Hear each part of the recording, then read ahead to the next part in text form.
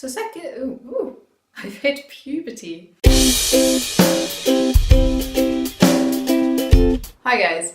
After Lily Rose left me a comment on one of my videos asking what sort of hours I worked during my PhD, I thought I would just make a video about the whole experience. So let me begin by saying everyone's PhD is different, depending on what field you're in, what type of person you are, what support network you have, what supervisor you have. So what did I work on? My PhD was developing a artificial kidney device for drug testing. Quick story. I went to a conference in my third year to present my work, and I had to pause halfway through saying my title because I had to take a breath and then finish saying the rest of the title. It was like 4 lines long, it was ridiculous. So roll up first year.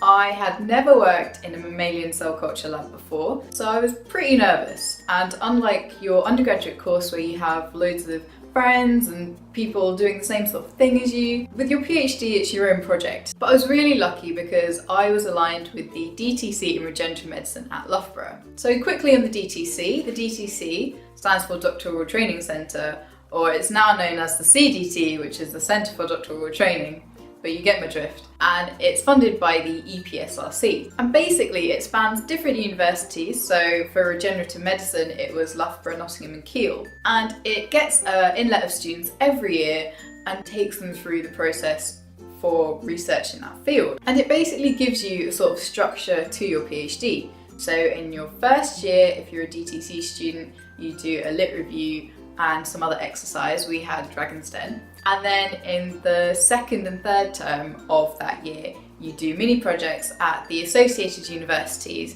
You get a feel for what they're doing, and then you pick your project, which you do for the next 3 years. Because I was aligned, I did the first term and then moved on to looking at the project that I'd been funded for. But being aligned with the DTC was amazing because not only did I have this huge network of people in this really exciting field, which is newly emerging, but I also had a support network of friends in my year and also the years before and the years after. So it was amazing not to be by yourself, which sometimes a PhD can be if you just enter a department and you're given a project.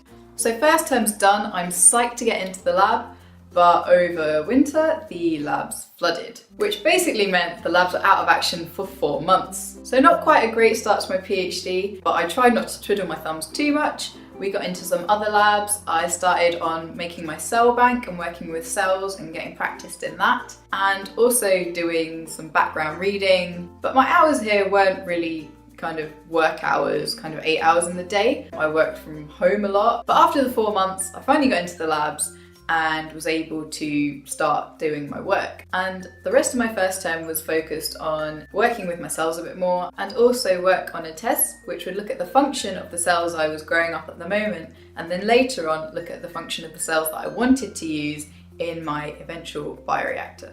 And aside from work, I'd also got involved with loads of social stuff at Loughborough, including checking out loads of sports as part of the intramural league for my halls of accommodation. John Phillips, shout out. They were in international halls and I met people from all over the world. It was really interesting to get to know different cultures and just make a ton of friends. So then roll on to second year.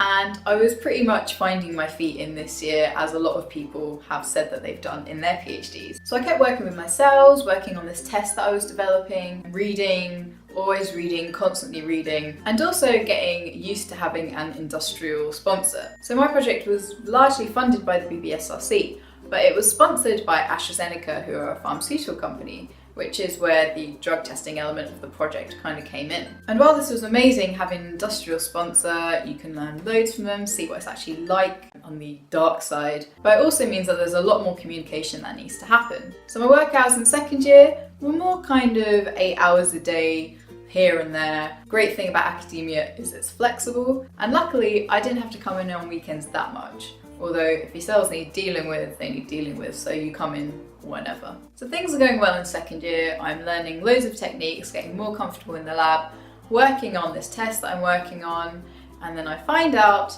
that this test isn't actually going to work. And I feel like a wally. I've spent like a year on this test and it's just not working. But that's one of the things about doing a PhD. 99% of times, things aren't going to work. and you just got to pick yourself up and move on. So after talking with AstraZeneca, we set a new game plan and I start working on different tests which can hopefully do the same thing as my original test needed to do. And then we roll into third year, which is where the work really picks up. And I never really used to believe people when they said, oh, first and second year, it's just finding your feet, you get most of your data in third year. So I was kind of panicking a bit, but it's actually true for me at least. And the year started with doing an industrial placement at AstraZeneca. So during my 6-week placement at AstraZeneca, I got most of the work done on the test that I was developing on my first lot of cells, which I could then later take on to look at my proper human cells. So this placement gave me an insight into working in industry, and I quite liked it actually. I don't know if I was still in a honeymoon period, but it was awesome. And everything moves a lot quicker in industry. And obviously working in industry was industry hours, 9 to 5. I'm not a morning person, as many people who know me will attest to, but I managed to work around that and get in and have that structure and routine in industry, which I've quite enjoyed. So then after kicking off year 3 with my industrial placement, I came back to Loughborough and started working on my human cells. And because I'd already got the test developed, I could apply them in my human cells with a bit of tweaking and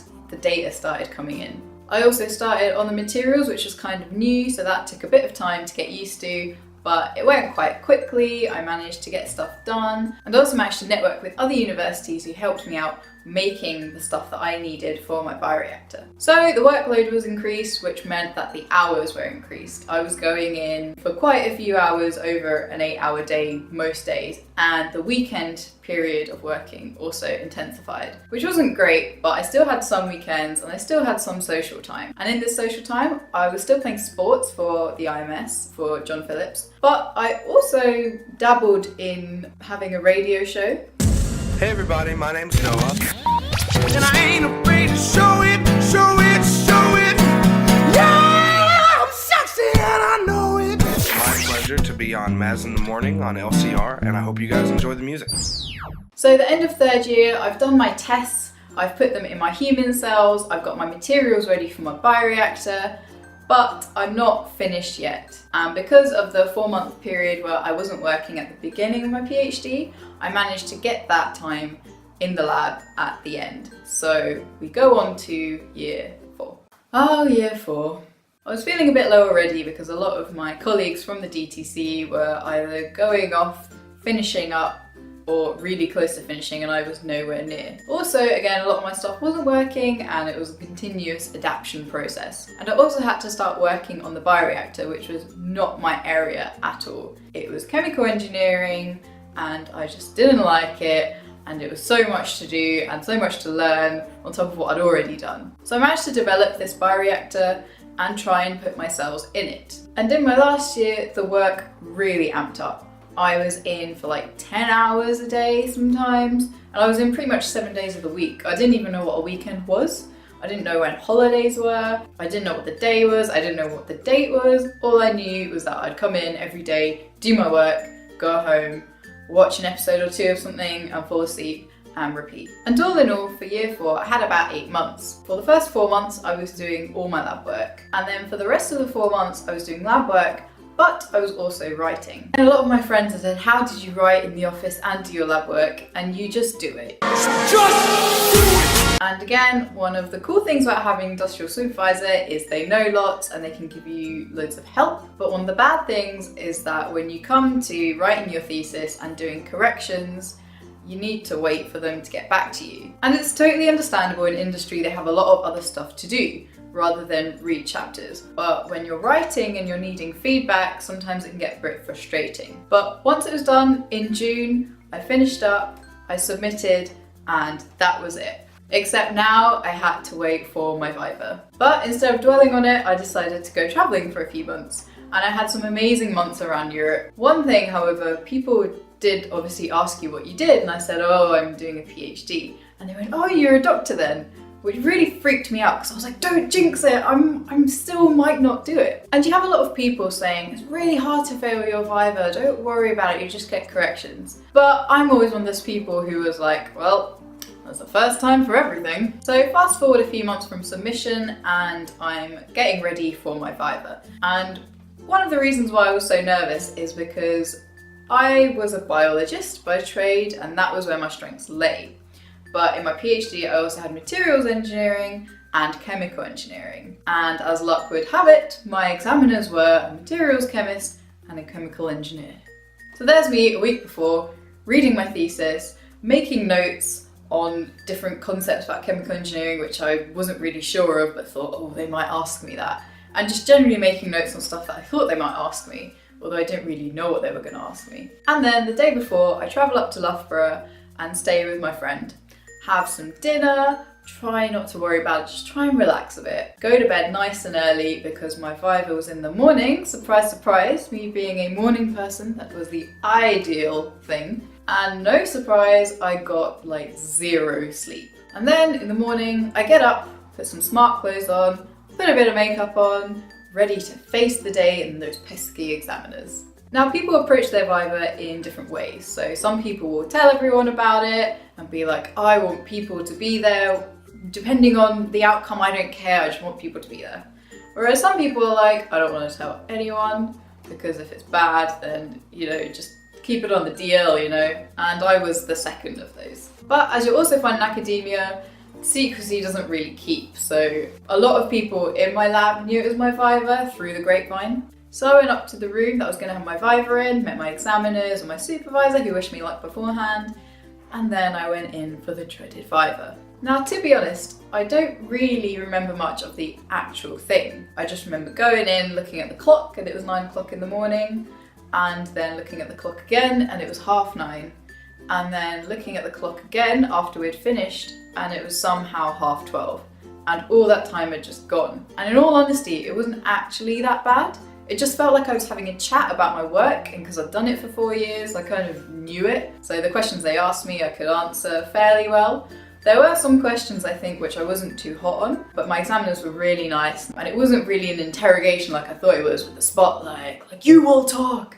And it was more of just like, oh, you did this, why'd you do this? So yeah, it was a real surprise that it went that quickly, and I just didn't feel that bad about it at all. Well, so I thought, until it came to the point where they were like, okay, can you step outside because we need to discuss your verdict, I guess, the result of your viva. And because the room that my viva was in was on one of the corridors where the administration was, that meant that there was a lot of people going to and fro. And as I said, I didn't really want anyone to know that I was doing my viva, but lo and behold, one of the admin staff, Liz, who was a lovely, lovely lady, came up and she was like, oh, is that your viva? Well, I was standing in the corridor with my examiners deliberating just behind the door whether I'd passed my PhD. So all I could muster was a and just hope she'd go away. And then after 10 minutes of standing, and I mean it felt like an hour of standing, but after that time they invited me in and they said, well done, congratulations, you've passed your PhD. At which I almost burst into tears, but I didn't because I was like, keep it in, Maz, keep it in, be professional. And I kind of just shook their hands. I was like, thank you very much, blah, blah, blah. So that was it. I'd passed my PhD, pending minor corrections, which I then did in the next few months. And that was my whole PhD experience.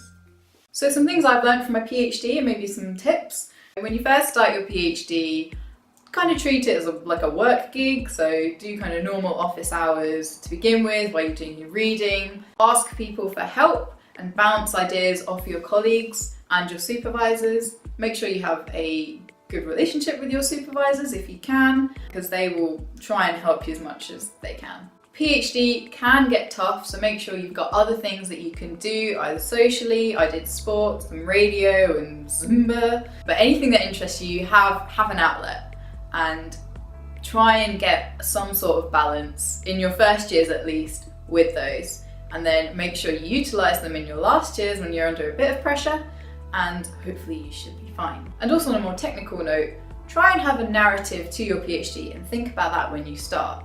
Try and think about the story you want to tell during your PhD, and then look at what work you can do to go alongside that narrative. And obviously it will change depending on your data, but if you have that narrative at the beginning and you have that plan, then your work will just fall into place, hopefully.